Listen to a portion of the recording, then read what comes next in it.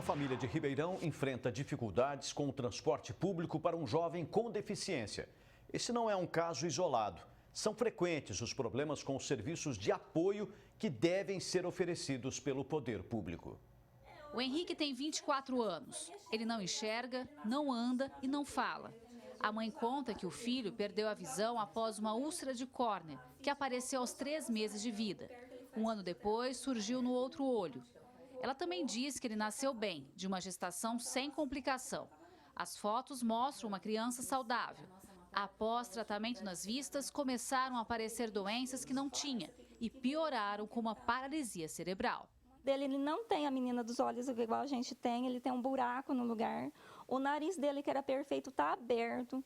A perna dele está atorfiada. Se você pegar a perninha do meu filho e esticar, ela não estica. Então, assim, regrediu muito. Ele não escuta, ele não fala.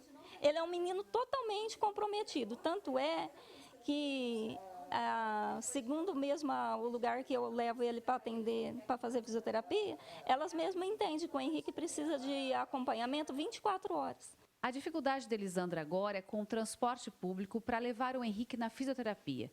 Antes do retorno das atividades por conta da pandemia, uma van vinha buscá-lo.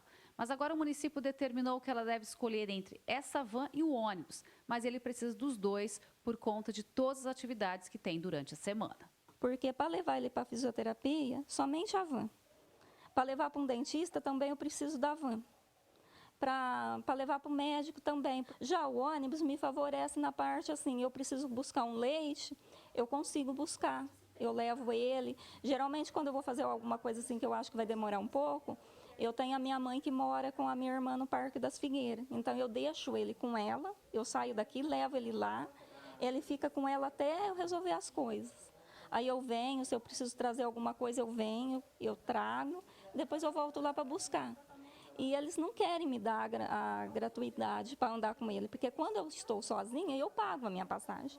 Agora, quando eu estou com ele, não. Só que a empresa insiste que eu tenho que escolher uma coisa ou outra, sendo que eu preciso dos dois. Sem acordo com a administração municipal, ela buscou a justiça.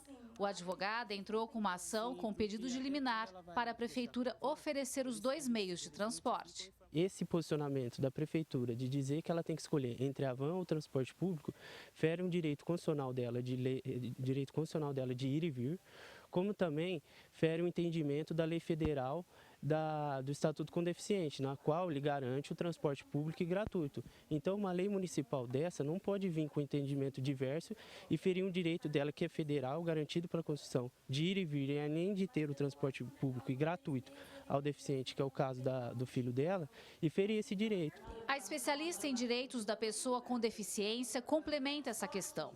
Segundo Samir Andraus, é grande a dificuldade das famílias em contar com os serviços de apoio, mas é preciso fazer valer os direitos garantidos. O direito da pessoa com deficiência, ele é constitucionalmente previsto, está no Estatuto da Pessoa com Deficiência, ele é um serviço de educação, ele é um serviço de lazer, de cultura, de transporte.